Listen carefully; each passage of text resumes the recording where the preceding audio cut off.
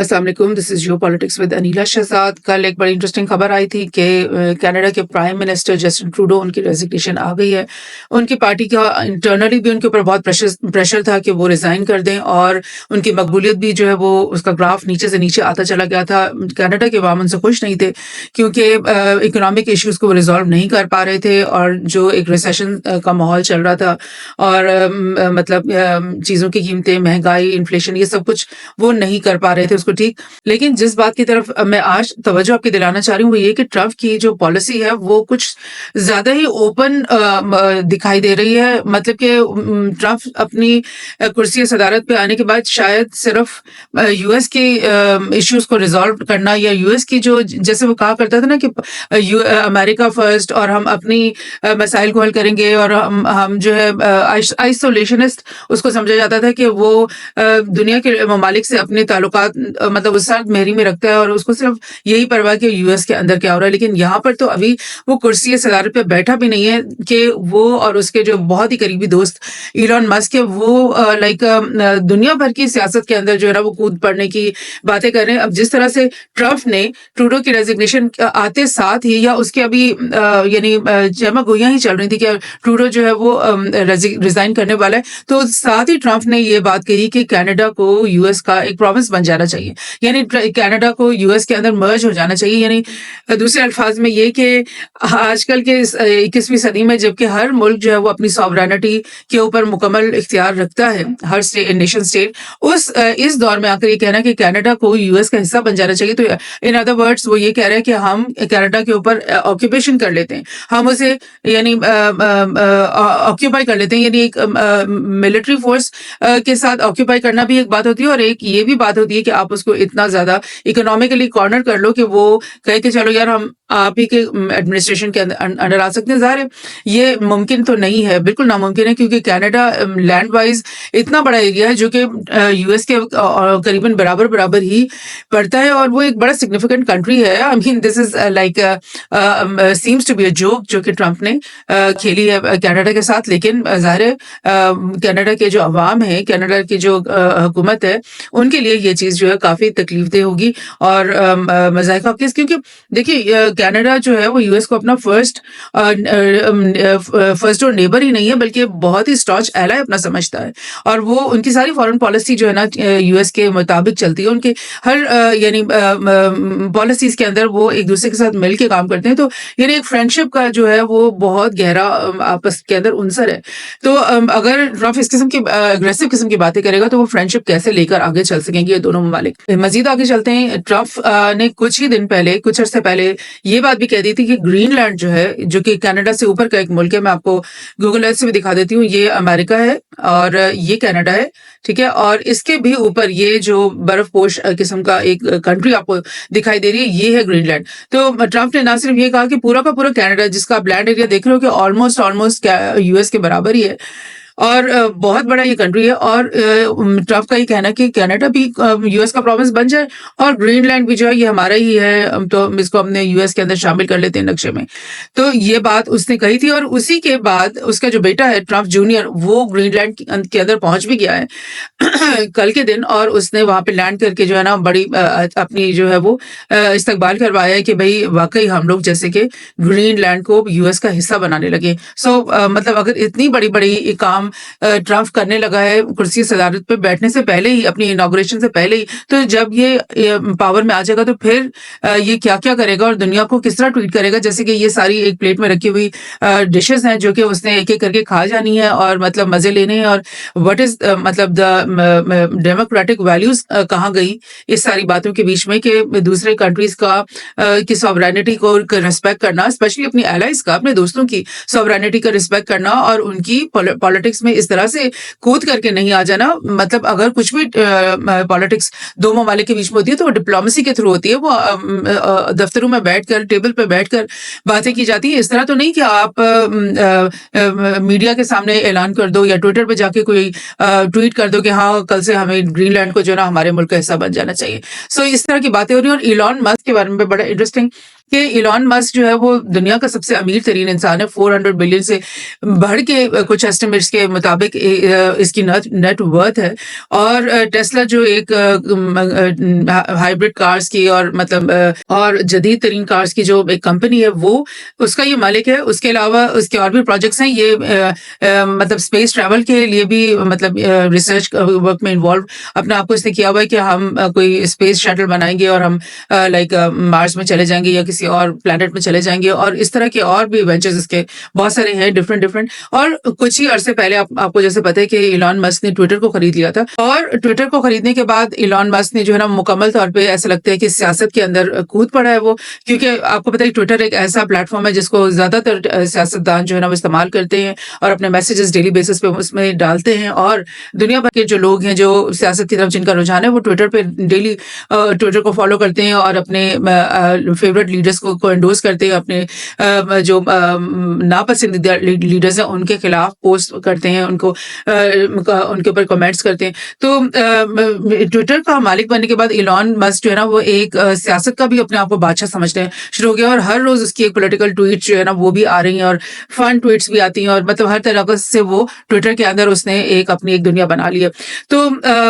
उसके बाद उसका ये एक और नया इकदाम ये हुआ कि ट्रंप की जब उसने इलेक्शन की कैंपेन शुरू की तो मालूम हुआ कि इलॉन मस्क जो है ना वो सबसे मेन आदमी है जिसने ट्रंप की कैंपेन को फंड किया है। दैट मीन्स के पहले इंडस्ट्रियलिस्ट होने के बाद फिर उसके बाद सोशल मीडिया के ऊपर अपना किंग अपने आप को बनाना, फिर जो दुनिया के सबसे बड़ी सुपर पावर आप कह सकते हो अभी तक है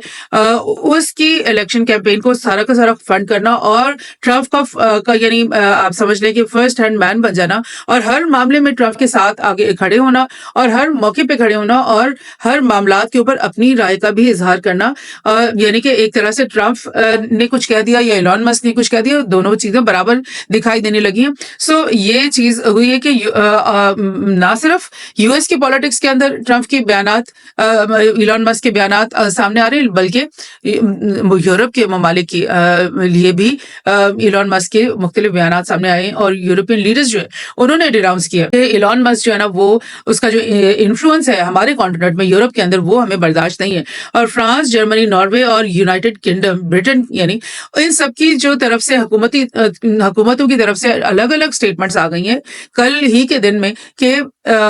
इलॉन मस्क का जो इम्पैक्ट है ना पॉलिटिक्स के ऊपर वो बहुत ज्यादा है। क्योंकि वो ट्विटर का मालिक है, वो दिन में कई अपनी मतलब थ्रेड्स चलवा सकता है, कई उसकी जो फॉलोअरशिप बहुत ज्यादा है और लोग उसको इंडोर्स करते हैं ट्विटर के ऊपर, तो उसका इम्पैक्ट बहुत ज्यादा है। तो ये चीज जो है ना वो उसको यूज नहीं करनी चाहिए और इस काम के लिए कि वो यूरोप के कंट्रीज के अंदर अब पॉलिटिकल मुदाखलत करे। और उसने बोला कि ये जो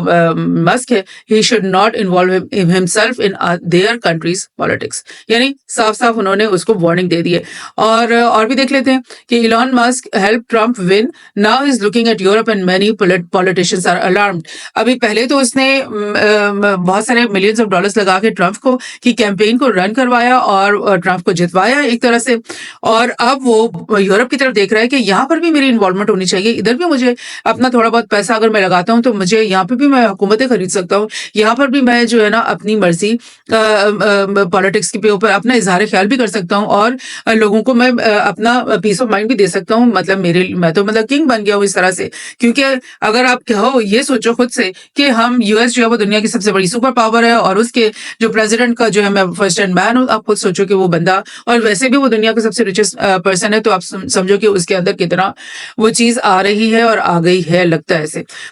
Elon Musk claims King Charles should dissolve Parliament in fresh attack on Starmer. Keir Starmer जो कि इस वक्त यूके के पीएम है,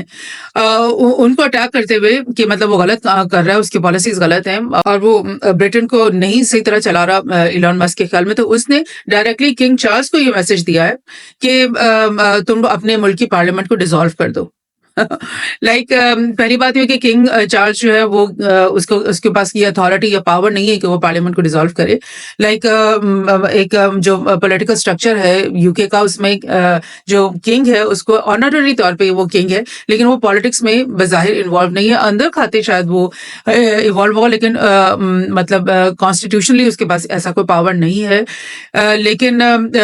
इलॉन मस्क की आप बड़ापन देखें और इलॉन मस्क का जो पहुंच है वो देखें कि उस अभी ट्रम्प कुर्सी सदारत में बैठा भी नहीं है और उसने ब्रिटेन को, जो उनके मतलब बिल्कुल करीब तरीन फर्स्ट उनका एलाय है, हर मामले में ब्रिटेन जो है अलायंस शो करता है, हर पॉलिसी में, हर जंग में उनका बढ़ चढ़ के साथ देता है। उस ब्रिटेन को ये कहा जा रहा है इलॉन मस्क की तरफ से कि किंग तुम ऐसा करो कि इस टाइमर की पूरी पार्लियामेंट को डिसॉल्व कर दो। सो यही चीजें हैं जो कि यूरोप के ममालिक में अच्छी नजर से नहीं देखी जा रही, और वो कह रहे हैं कि ये क्या कर रहा है बंदा, और ये किस तरह से इतना बोल्ड हो गया और इस तरह से हमारे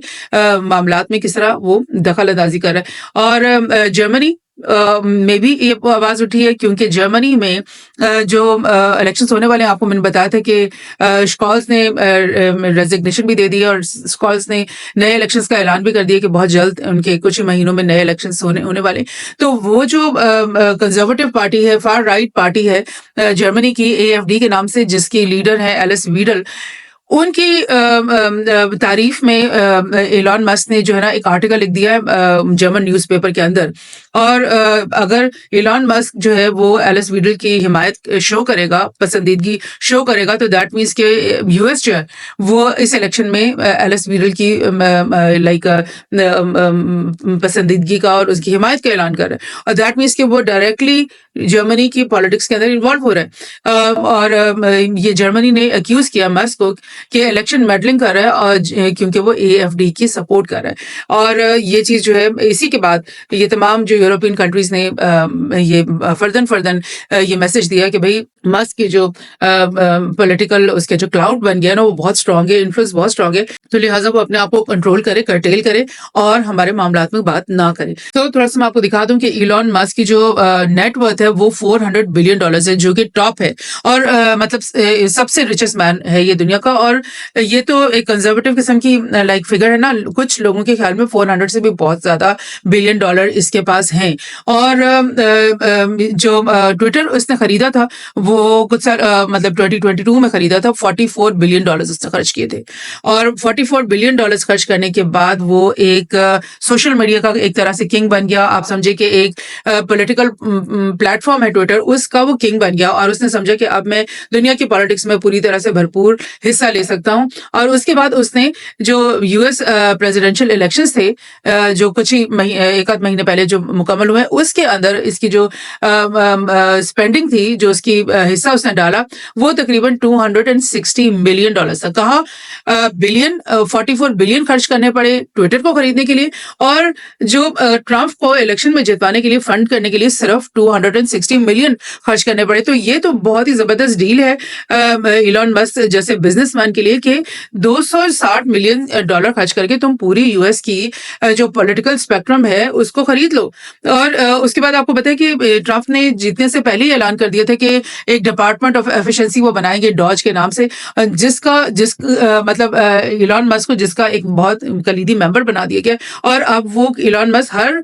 जो यूएस का डिपार्टमेंट है, हर सरकारी इदारा है, उसके अंदर वो मुदाखलत कर सकते हैं कि तुम एफिशिएंटली काम नहीं कर रहे, तो तुम्हारा ये बजट हम इतना काट रहे हैं और अब तुम इतने बजट में ये काम करके दिखाओ। सो ये इस तरीके से इलॉन मस्क जो है ना यूएस की पॉलिटिक्स में मुकम्मल तौर पे काबिज हो गया है। और यानी इतने कम पैसे खर्च करके इलॉन मस्क ने इतना बड़ा डील हासिल कर ली है, और इसका कॉन्फिडेंस लेवल मस्क का जो है ना वो इतना बढ़ गया है कि लाइक अब वो समझ रहे कि वो दुनिया की हुकूमत को खरीद सकता है, या दुनिया की सियासत को अपनी मर्जी से अपनी हंसते हंसते यानी एक तरह से वो कंट्रोल कर लेगा और करता चला जाएगा। So this is what's happening. Democracy के लिए ये बड़ा क्वेश्चन मार्क है, और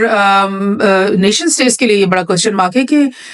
लाइक अब दुनिया की पॉलिटिक्स किस तरह चलेगी। क्या आप ओपनली अब एक अपनी अथॉरिटेरियन शिप दिखाओगे और अपनी डिक्टेटरशिप दिखाओगे ओपनली ग्लोबल चेसबोर्ड के ऊपर, ग्लोबल पॉलिटिकल फ्रेमवर्क के ऊपर, तो फिर आप किस तरह से आगे को चल के जब आप नई नई वॉर्स आपने करनी होंगी तो आप कैसे कहोगे लोगों को कि डेमोक्रेसी नहीं है इसलिए हम आप पे हमला करें। मतलब सारा फ्रेमवर्क ऑफ थिंकिंग और फ्रेमवर्क नैरेटिव जो है, जो इतने दहाइयों से, इतनी सदियों से ये वेस्ट ने जो बनाया, उसी को मतलब ये तोड़ा जा रहा है, काटा जा रहा है, और गॉड नोस कि अब क्या नया वर्ल्ड ऑर्डर सामने आने वाला है।